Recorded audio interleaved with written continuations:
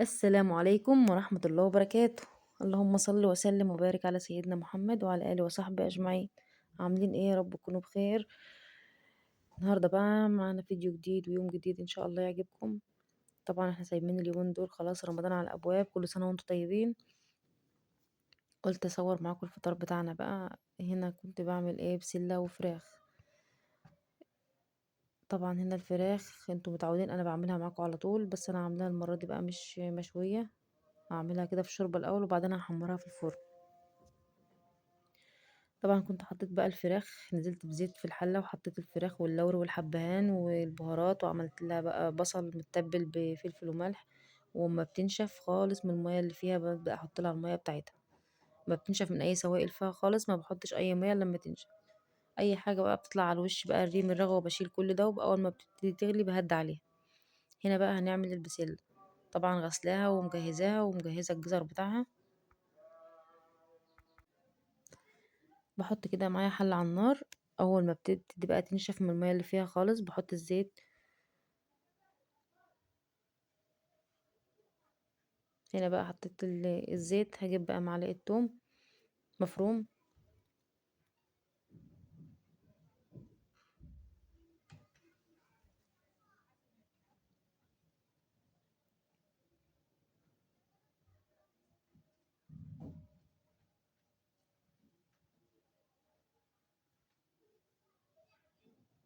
حطيت بقى معلقة التوم المفروم، واسيبها كده لما تاخد لون بس يا دوبك تصفر. وهنزل بالبسلة.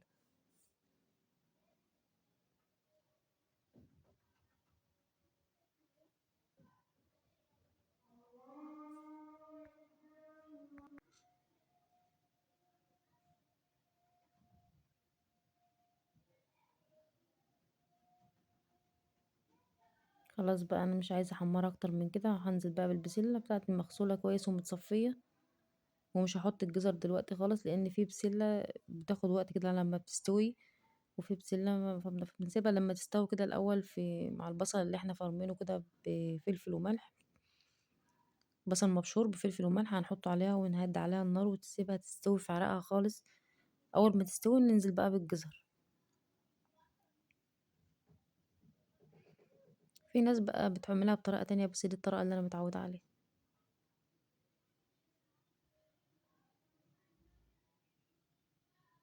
بحط لها هنا ايه ربع معلقة سكر كده صغيرة. وهسيبها شوية.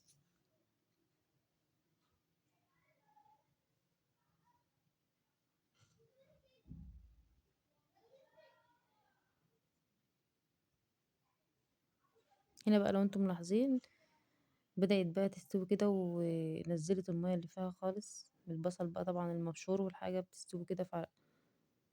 بسيبها كمان شوية وبحط لها بقى الجزر.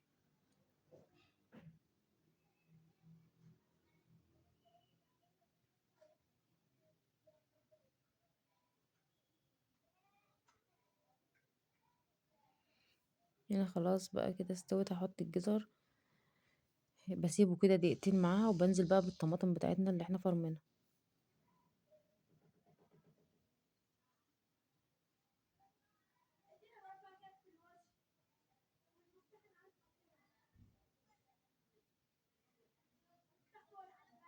هقطع عليها واسيبها كمان دقيقتين وبعدين نصفي الطماطم بتاعتنا اللي احنا عاملينها.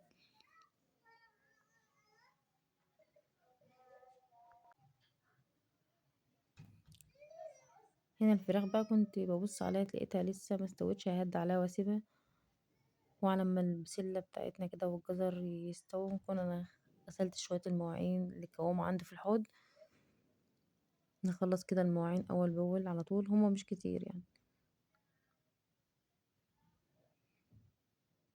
بنضف بس كده حوالين الحوض الاول.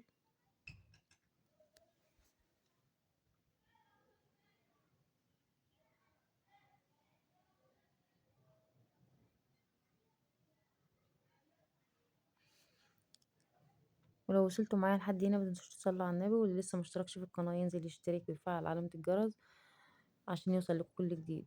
واللايك بتاع الفيديو متنسوش، اللايك بتاعكم الحلو والتعليقات بتاعتكم الجميلة.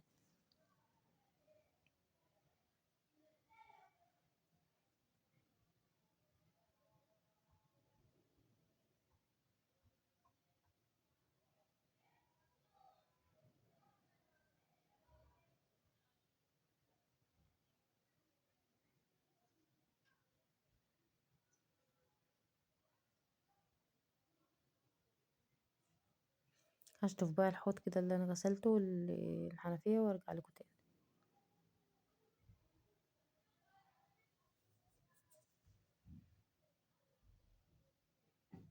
احنا بنغسل اي حاجة كده اتوسخت على والاكل برضو احنا كده كده جنب الاكل بنبص عليه، بنغسل اي حاجة عشان المواعين ما تتكومش علينا.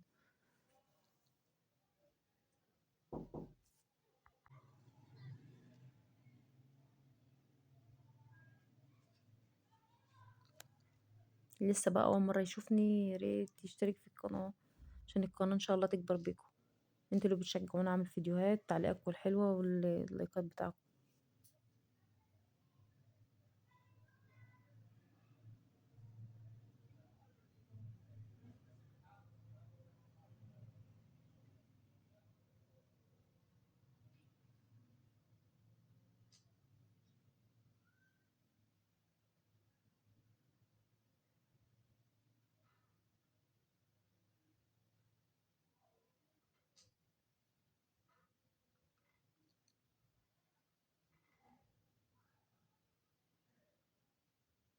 انا خلاص بقى انا هخلص المواعين بقى وبرجع لكم تاني عشان الفيديو ما يطولش عليكم.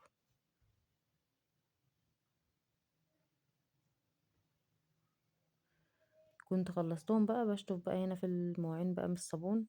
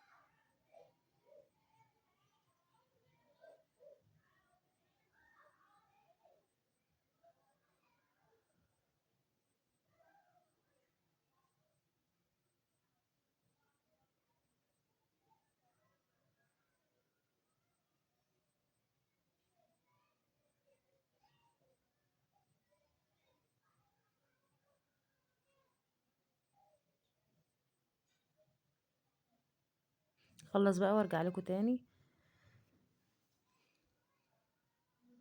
هنا خلاص كنت خلصت المواعين بقى ونشفت الحوض كمان. ببص بقى كده كنت صفيت الطماطم على البسلة، ما صورتش معاكم المقطع ده. هسيبها كده كمان شوية واحط لها شوية شوربة، ازودها شوية شوربة كمان تكمل سوا شوية وبعدين اشيلها من على النار خالص.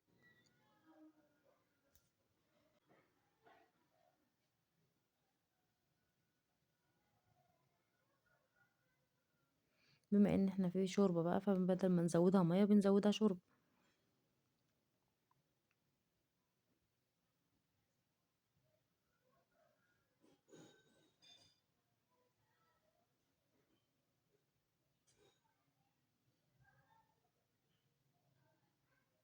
ده الحوض بقى بعد ما خلصته وغسلت شوية المواعين اللي انتوا شايفينهم الصغيرين دول، وغسلت الحوض تاني برضو ونشفته كويس عشان يبقى مفيش عندنا مواعين خالص الا مواعين بقى بعد الفطار ان شاء الله.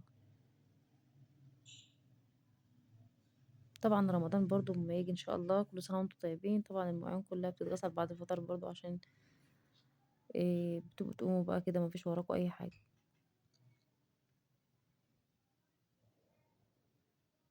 هنا كنت بوريكم بقول لكم ان انا بنشف الحوض، ما بحبش اشوف الحوض على مية خالص.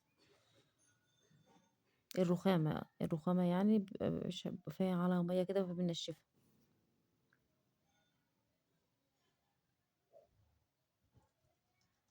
هنا بقى البسلة كانت استوت، انا شلتها بقى نزلتها عشان اعمل الرز.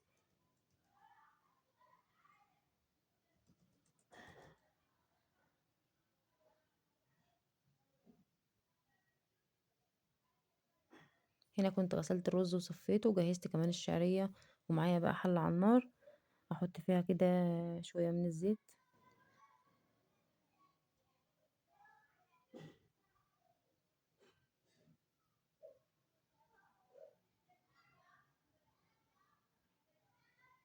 هنا كنت نقلت الفرخة على العين الصغيرة مكان البسلة، وجبت هنا الرز اعمله على العين دي.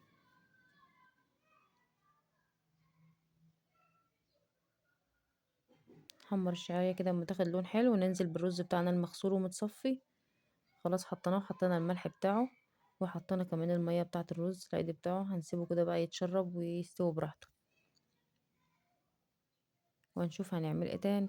معايا هنا بقى رتل من اللبن، رتل من اللبن او الحليب زي ما بتقولوا عندكم بقى في اي بلد. هنعمل ايه؟ هنعمل مهلبية.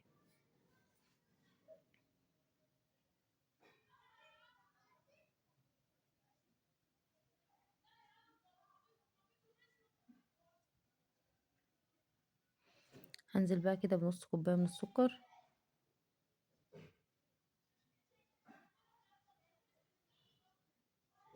وهقلب كده السكر كويس، وهجيب ايه كيس من الفانيليا.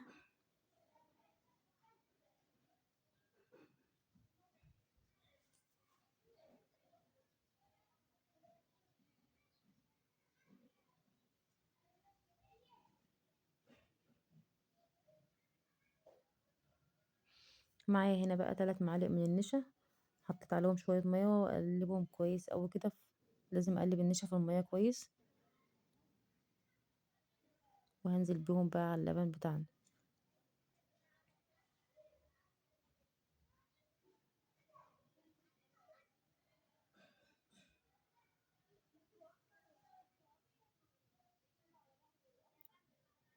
هفضل اقلب بقى باستمرار كده. هنا بدأ اللبن يتماسك معايا شوية، بس انا مش هتأكد بقى ان هي النشا دي استوت الا لما تغلي كده وتعمل صوت كده قدامي.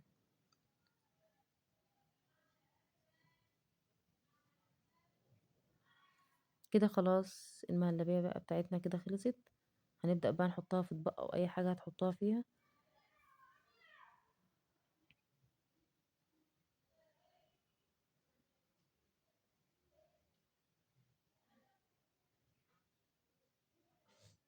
هنا خلاص بقى كنت حطيتها في الاطباق، وحطيت عليها كان عندي هنا جوز الهند وعندي زبيب، حطيت عليهم كده وسبت طبقين بس ما حطيتش عليهم زبيب، طبعا في عيال عندي مش بتاكل الزبيب.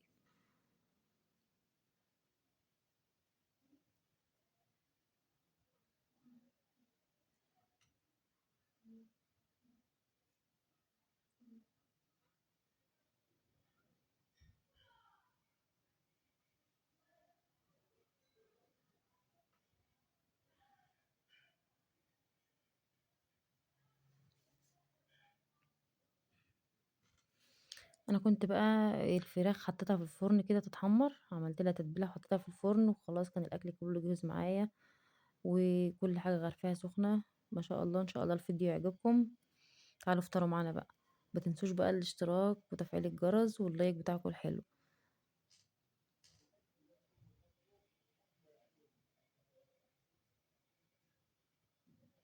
يلا اشوفكم على الف خير، مع السلامه.